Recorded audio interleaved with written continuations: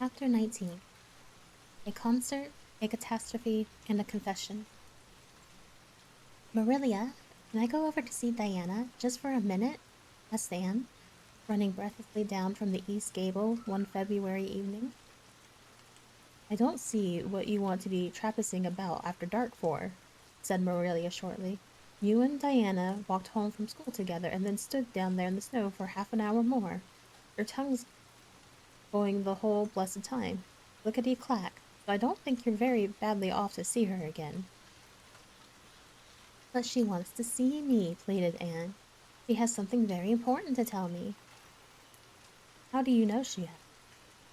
Because she just signaled me to me from her window.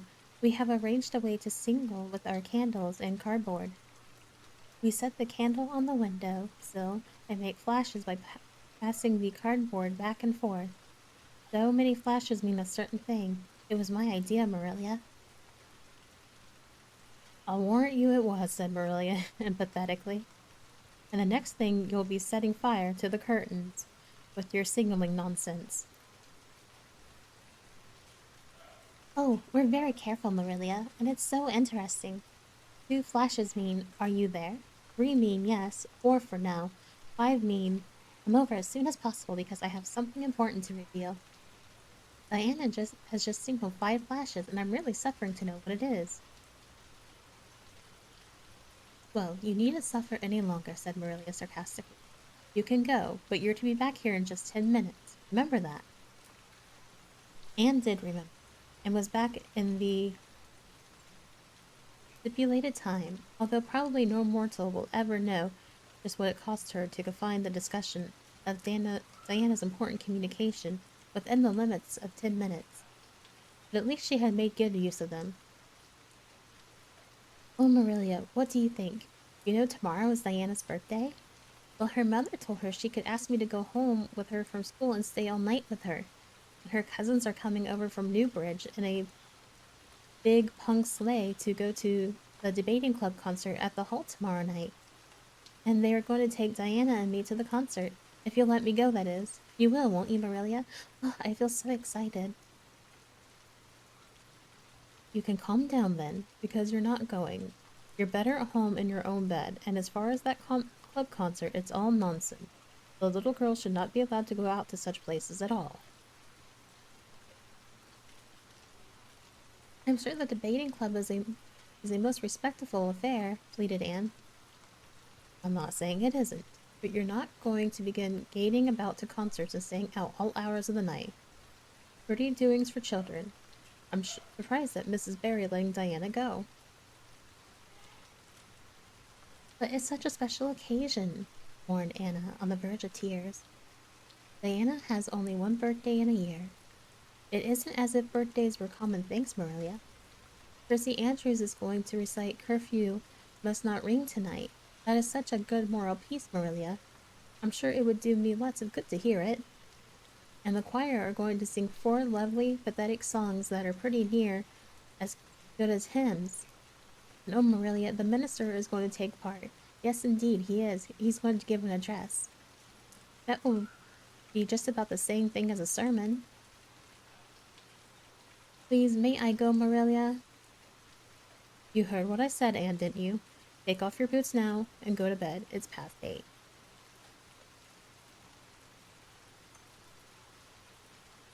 There's just one more thing, Marilia, said Anne, with the air of producing the last shot in her locker. Mrs. Barry told Diana that we might sleep in the spare room bed. Think of the honor of your little Anne being put in the spare bedroom. It's an honor you'll have to get along without. Go to your bed, Anne, and don't let me hear another word out of you.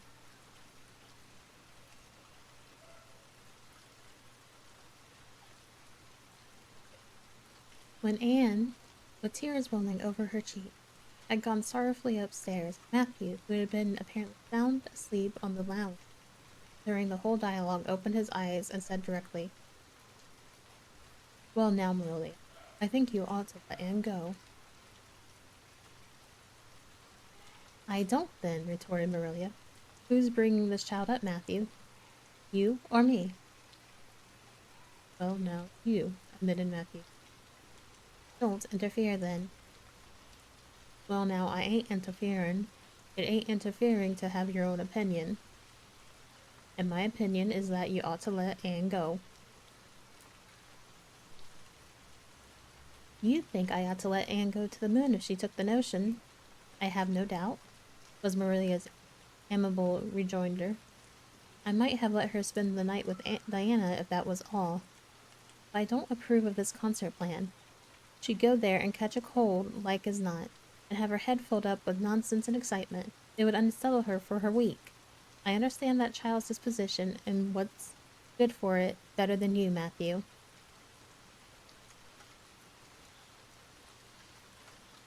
I think you ought to let Anne go,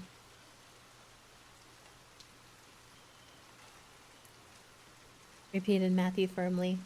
Argument was not his strong point, but holding fast to his opinion certainly was. Willie gave a gasp of helplessness and took refuge in silence. The next morning, when Anne was washing the breakfast dishes in the pantry, Matthew paused on his way out to the barn to say to Marilla again, I think you ought to let Anne go, Marilla. For a moment, Marilla looked things not lawful to be uttered, then shielded to the inevitable and said tartly, Very well, you can go, since nothing else will please you.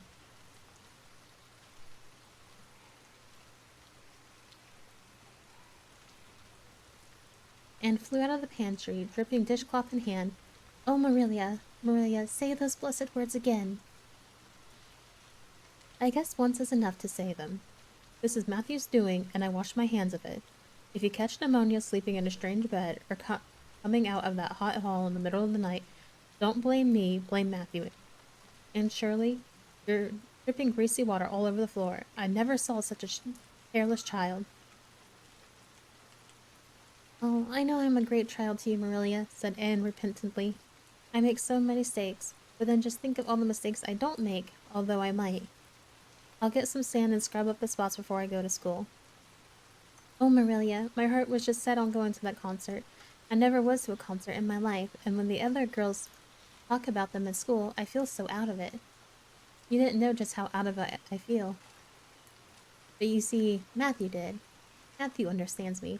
And it's so nice to be understood, Marilla. Anne was too excited to do herself as to the lessons that morning at school. Gilbert Blythe spelled her down in class and left her clear out of sight in mental arithmetic. Anne's consequent humiliation was less than it might have been, however, in the view of the concert and the spare room bed. She and Diana talked so constantly about it all day that with a stricter teacher than Mr. Phillips, dire disgrace might inevitably have been their portion.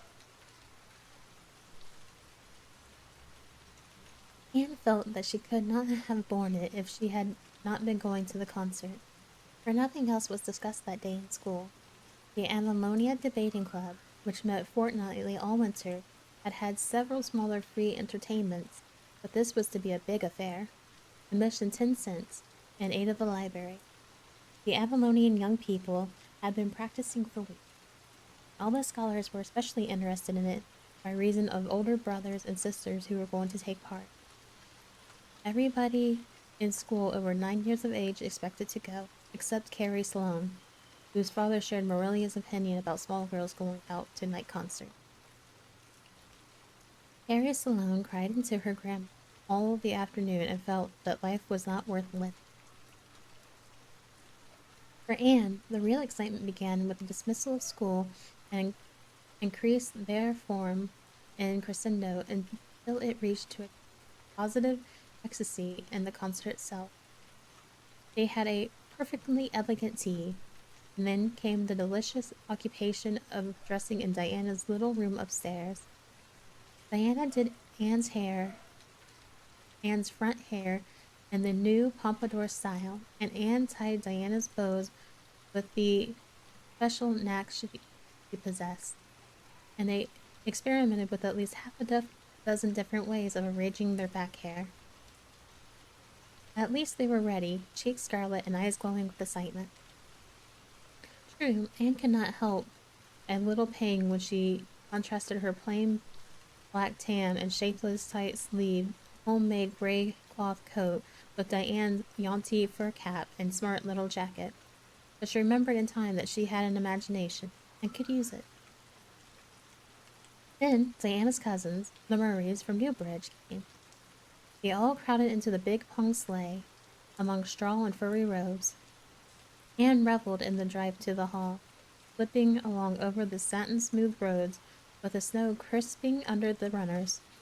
This was a magnificent sunset, and the snowy hills and deep blue water of St. Lawrence Gulf seemed to rim in the splendor like a huge bowl of pearl and sapphire, brimmed with wine and fire. Tinkles of sleigh bells and distant laughter that seemed like the mirth of wood elves came from every quarter. "Oh, Diana," breathed Anne, squeezing Diana's mittened hand under the fur robe. "Isn't it all like a beautiful dream? Do I really look the same as usual? I feel so different that it seems to me it must show in my looks." "You look awfully nice," said who, having just received a compliment from one of her cousins, felt that she ought to pass it on. "You've got the loveliest color." The program that night was a series of thrills for at least one listener in the audience, and as Anne assured Diana, every succeeding thrill was a thrillier than the last. When Prissy Andrews, attired in a new pink silk waist with a string of pearls about her smooth white throat and real carnations in her hair, rumor whispered that the master had sent all the way to town for her, climbed the slimy ladder, dark without one ray of light. Anne shivered in luxurious sympathy when the choir sang far above the gentle daisy. Anne gazed at the ceiling as if it were wascoed with angels. When Sam Salome proceeded to explain and illustrate how Sakari set a hymn, Anne laughed until people sitting near her laughed too, more out of sympathy with her than with amusement at the selection that was rather threadbare even in Avalonia. And when Mr. Phillips gave Mark Antony's oration over the dead body of Caesar in the most heart-stirring tones, looking at Prissy Andrews at the end of every sentence, Anne felt that she could rise a mutiny on the spot if but one Roman citizen led the way. Only one number on the program failed to interest her.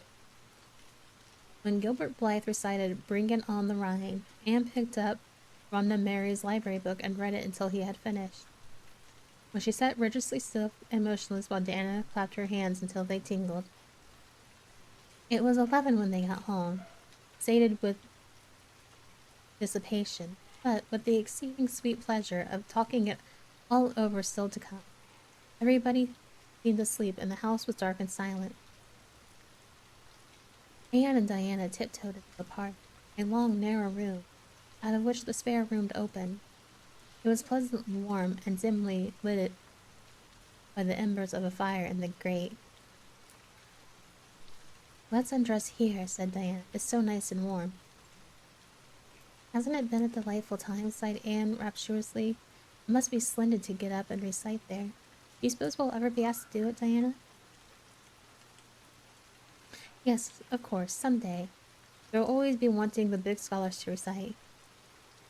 Gilbert Blythe does often, and he's only 2 years older than us." "Oh, Anne, how could you pretend not to listen to him when he came to the line, 'There's another, not a sister'? He looked right down at you." "Diana," said Anne with dignity, "you are my bosom friend, but I cannot allow even you to speak to me of that person. Are you ready for bed? Let's run our race and see who will get to bed first." The suggestion appealed to Diana.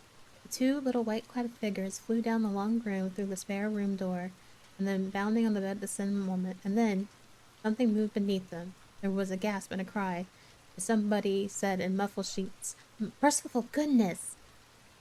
Anne and Diana were never able to tell just how they got off that bed and out of the room. They only knew that after one frantic rush, they found themselves tiptoeing shiveringly upstairs. "Oh, who was that?" "That," whispered Anne, her teeth chattering with cold and fright. "It was Aunt Josephine," said Diane, gasping with laughter. Oh, Anne, it was Aunt Josephine. However she came to be there. Oh, and I know she'll be furious. It's dreadful. It's really dreadful. But did you ever know anything so funny, Anne? Who was your Aunt Josephine? She's father's aunt, and she lives in Charlotta Town. She's awfully old, 70 anyhow. I don't believe she was ever a little girl. We were expecting her for a visit, but not so soon. She's awfully prim and proper, and she'll scold dreadfully about this, I know. Well, we'll have to sleep with Minnie May, and you can't think of how she kicks. Miss Josephine Barry did not appear at the early breakfast. Mrs. Barry smiled kindly at the two little girls. Did you have a good time last night? I tried to stay awake until you came home, for I wanted to tell you Aunt Josephine had come, and that you would have to go upstairs after all. I was so tired I fell asleep. I hope you didn't disturb your Aunt Diana. Diana preserved discreet silence, but she and Anna exchanged furtive smiles of guilt amusement across the table. Anne hurried home after breakfast and was so remained, in blissful ignorance of the disturbance which presently resulted in the Barry household until the late afternoon, where she went down to Miss Linda's on an errand for Marilia. So, you and Diana nearly frightened poor old Miss Barry to death last night, said Miss Linda severely, but with a twinkle in her eye. Mrs. Barry was here a few minutes ago on her way to Carmody. She's feeling real worried over it. Old Miss Barry was in a real temper when she got up this morning. And Josephine Barry's temper is no joke, I can tell you that. She wouldn't speak to Diana at all. It wasn't Diana's fault, said Anne contritely. It was mine. I suggested racing to see who would get into bed first. I knew it, said Mrs. Linda, with the exultation of a correct guesser. I knew the idea came out of your head. Well, it made a nice lot of trouble, that's what. Old Miss Barry came out to stay for a month, but she declares she won't stay another day, is going right back to town tomorrow, Sunday, and all as it is. She'd have gone today if they could have taken her. She had promised to pay 4 quarters music lessons for Diana, but now she is determined to do nothing at all for such a tomboy. Oh, I guess they had a lively time of it there this morning. The Marys must feel cut up. Old Miss Barry is rich, and they'd like to keep on the good side of her. Of course, Mrs. Barry didn't say just that to me. I'm pretty good judge of human nature, that's why. I'm such an unlucky girl, mourned Anne. I'm always getting into scrapes myself and getting my best friends, people I'd shed my heart's blood for, into them too. Can you tell me why it is so, Mrs. Linda? It is because you're too heedless and impulsive, child. That's what. You never stop to think. Whatever comes into your head to say or do, you do it without a moment's reflection. Oh, but that's the best part of it, protested Anne. Something just flashes into your mind, so exciting, and you must out with it. If you stop to think it over, you spoil it all. Haven't you never felt that yourself, Mrs. Linda? Mrs. Linda had not. She shook her head sadly. You must learn to think a little, Anne. That's what. The proverb you need to go by is look before you leap, especially in the spare room beds. Mrs. Linda laughed comfortably over her mild joke, but Anne remained pensive. She saw nothing to laugh at in the situation, which to her eyes appeared very serious. When she left Miss Linda, she took her way across the crusted fields to Orchard Slope. Diana met her at the kitchen door. Your Aunt Josephine was very cross about it, wasn't she? Whispered Anne. Yes, answered Diana, stifling a giggle with an apprehensive glance over her shoulder at the closed sitting-room door. She was fairly dancing with rage, Anne. Oh, how she scolded. She said I was the worst-behaved girl she ever saw, and that my parents ought to be ashamed of the way they had brought me up. She says she won't stay, and I'm sure I don't care, but father and mother do. Why didn't you tell them it was my fault? Demanded Anne. It's likely I'd do such a thing, isn't it? Said Diana with just scorn. I'm no telltale, Anne Shirley, and anyhow, I was just as much to blame as you. Well, I'm going to tell her myself, said Anne resolutely. Diana stared. Anne Shirley, you never. Well, she'll eat you alive. Don't frighten me any more than I am frightened, implored Anne. I'd rather walk up to a cannon's mouth. I've got to do it, Diana. It was my fault, and I've got to confess. I've had practice in confessing, fortunately. Well, she's in the room. You can go in if you want to. I wouldn't dare, and I don't believe you'll do a bit of good. With this encouragement, Anne bearded the line in its den.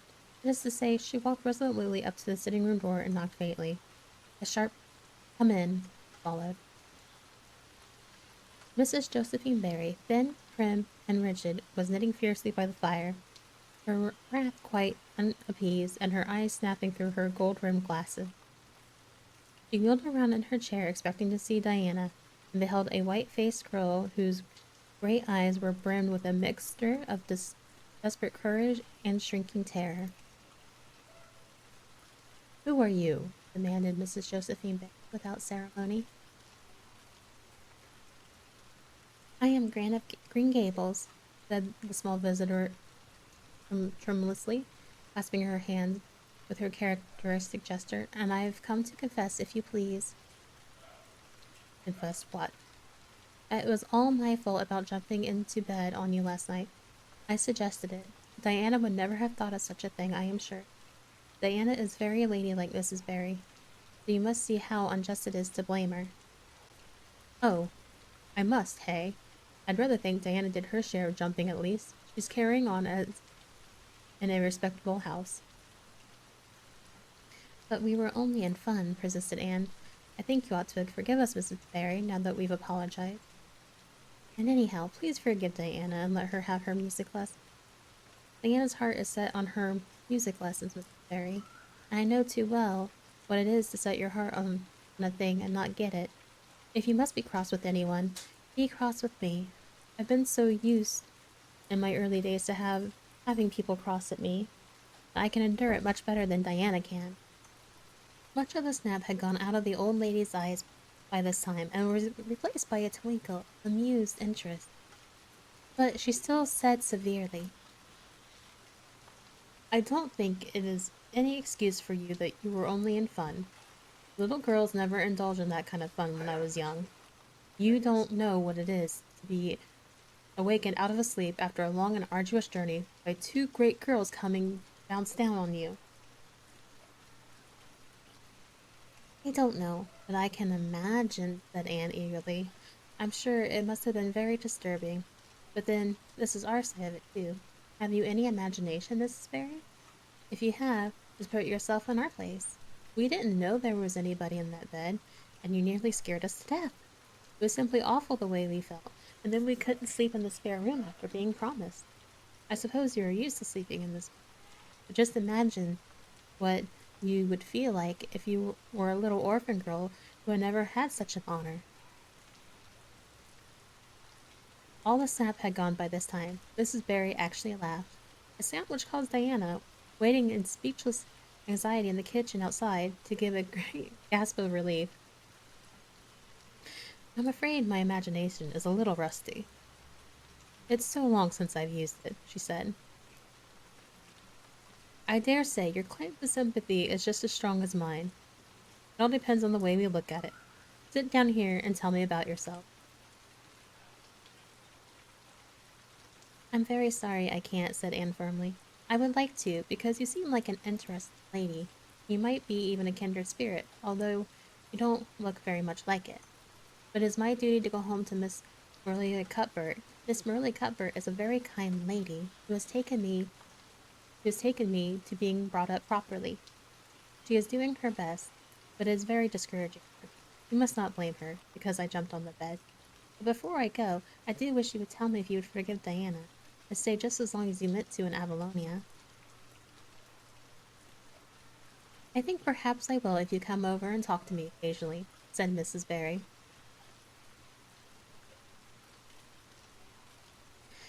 That evening, Mrs. Barry gave Diana a silver bangle bracelet and told the senior members of the household that she had packed her balsa. I've made up my mind to stay simply for the sake of getting better acquainted with that Anne girl, she said frankly. She amuses me, and at my time of life an amusing person is a rarity. Marilla's only comment when she heard the story was, I told you so. This was for Matthew's benefit. Mrs. Barry stayed her month out and over. She was a more agreeable guest than usual, for Anne kept her in good humor. They became friends. When Mrs. Barry went away, she said, Remember, you Anne girl, when you come to town, you're to visit me, and I'll put you in my very sparsest spare room bed to sleep. Mrs. Barry was a kinder spirit after all, Anne confided to Marilla. You wouldn't think so to look at her, but she is. You don't find it right out at first, as in Matthew's case, but after a while you come to see it. Kindred spirits are not so scarce as I used to think. It's splendid to find out that there are so many of them in this world.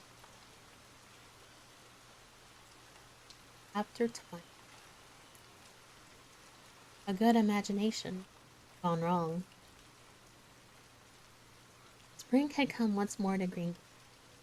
The beautiful, capricious, reluctant Canadians, lingering along through April and May in a succession of sweet, fresh, chilly days, with pink sunsets and miracles of resurrection and growth. The maples in Lover's Lane were red-budded, and little curly ferns pushed up around the dryad's bubble. Away up in the barrens behind Mr. Silas Salone's place, the mayflowers blossomed out, pink and white stars of sweetness under their brown leaves. All the schoolgirls and boys had one golden afternoon gathering them, coming home in a clear, echoing twilight with arms and baskets full of flowery spoil. I'm so sorry for people who live in lands where there are no mayflowers, said Anne. Diana says perhaps they have something better, but there couldn't be anything better than mayflowers, could there, Marilla? And Diane says if they don't know what they are like, they don't miss them. But I think that is the saddest thing of all. I think it would be tragic, Marilla, not to know what mayflowers are like, and not to miss them. You know what I think mayflowers are, Marilla? I think they must be the souls of the flowers that died last summer, and this is their heaven. But we had a splendid time today. We had our lunch down in a big mossy hollow by an old well. Such a romantic spot. Charlie Sloane dared Artie Giles to jump over it, and Artie did because he wouldn't take a dare. Nobody would in school. It is very fashionable to dare. Mr. Phillips gave all the mayflowers he found to Prissy Andrews, and I heard him to say, sweets to the sweet. He got that out of a book, I know, but it shows he has some imagination. I was offered some mayflowers too, but I rejected them with scorn. I can't tell you the person's name because I vowed never to let it cross my lips. We made wreaths out of the mayflowers and put them on our hats, and when the time came to go home, we marched in procession down the road, 2 by 2, with our bouquets and wreaths, singing My Home on the Hill. Oh, it was so thrilling, Marilla. All Mr. Silas Salone's folks rushed out to see us, and everybody we met on the road stopped and stared after us. We made a real sensation. No, not much wonder, such silly doings, was Marilla's response. After the mayflowers came the violets, and Violet Vale was empurpled with them. Anne walked through it on her way to school with reverent steps and worshiping eyes, as if she trod on holy ground. Somehow, she told Diane, when I'm going through here, I don't really care whether anybody gets ahead of me in classes or not.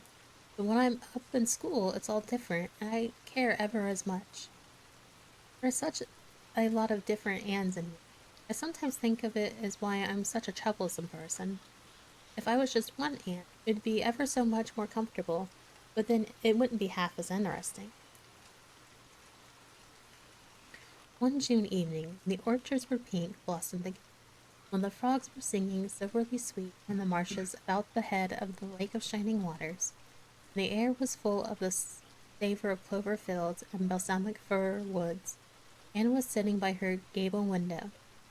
She had been studying her lessons, but it had grown too dark to see the book, so she had fallen into the wide-eyed reverie, looking out past the boughs of the Snow Queen, once more bestarred with its tufts of blossom. In all essential respects, the little gabled chamber was unchanged. The walls were as white, the pincushions as hard, the chairs as stiffy and yellowy, uptight as ever. Yet the whole character of the room was altered. It was a view of a new, vital, pulsing personality that seemed to provide it, and to be quite independent of schoolgirl books and dresses and ribbons, and even of the cracked blue jug full of apple blossom on the table. It was as if the dreams, sleeping and waking, of its vivid occupant had taken a visible, although unmaterial form, and had tapestried the bare room with splendid, filmy tissues of rainbow and moonshine. Presently, Morelia came briskly in with some of Anne's freshly ironed school aprons. She hung them over a chair and sat down with a short sigh. She had one of her headaches that afternoon, and although the pain had gone, she felt weak and tuckered out. And, as she expressed it, Anne looked at her with eyes limpid with sympathy. I do truly wish I could have had the headache in your place, Morelia. I would have endured it joyfully for your sake. I guess you did your part in attending to the work and letting me rest, said Marilla. You seem to have got on fairly well and made fewer mistakes than usual. Of course, it wasn't exactly necessary to starch Matthew's handkerchiefs. Most people, when they put a pie in the oven to warm up for dinner, take it out and eat it when it gets hot instead of leaving it be burned to a crisp. That doesn't seem to be your way, evidently. Headaches always left Marilla somewhat sarcastic. Oh, I'm sorry, said Anne penitently. I never thought about that pie from the moment I put it in the oven until now, although I felt instinctively that there was something missing on the dinner table. I was firmly resolved, when you left me in the charge this morning, not to imagine anything, but keep my thoughts on facts. I did pretty well until I put the pie in, and then the irresistible temptation came to imagine I was an enchanted princess shut up in a lonely tower with a handsome knight riding to my rescue on a coal-black steed. So that is how I came to forget the pie. I didn't know I started the handkerchief. All the time I was ironing, I was trying to think of a name for a new island Diana and I discovered up by the brook. It's the most ravishing spot, Maria. There are 2 maple trees on it, and the brook flows right around it. At last it struck me that it would be splendid to call it Victoria Island because we found it on the Queen's birthday. Both Diana and I are very loyal. But I'm sorry about the pie and the handkerchiefs. I wanted to be extra good today because it is an anniversary. Do you remember what happened this day last year, Marilia? No, I can't think of anything special. Oh, Marilia, it was the day I came to Green Gables. I shall never forget it. It was the turning point in my life. Of course, it wouldn't seem so important to you. I've been here for a year, and I've been so happy. Of course, I've had my troubles, but one can live down troubles. Are you sorry you kept me, Marilia? No, I can't say I'm sorry, said Marilia, but sometimes wondered how she would have lived before Anne came to Green Gables. No, not exactly sorry. If you finish your lessons, Anne, I want you to run over and ask Mrs. Barry if she'll lend me Diana's apron pattern. Oh, it's too dark, cried Anne. Too dark? Why, it's only twilight, and goodness knows you've gone over often enough after dark.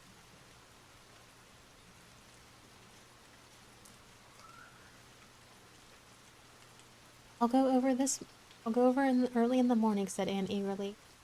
I'll get up at sunrise and go over, Marilia. That has gotten into your head now, Anne Shirley. I want the pattern to cut out your new apron this evening. Go at once and be smart, too. I'll have to go around by the road then, said Anne, taking up her hat reluctantly. Go by the road and waste half an hour? I'd like to catch you. I can't go through Haunted Wood, Marilia, Anne cried desperately. Marilia stared. The Haunted Wood? Are you crazy?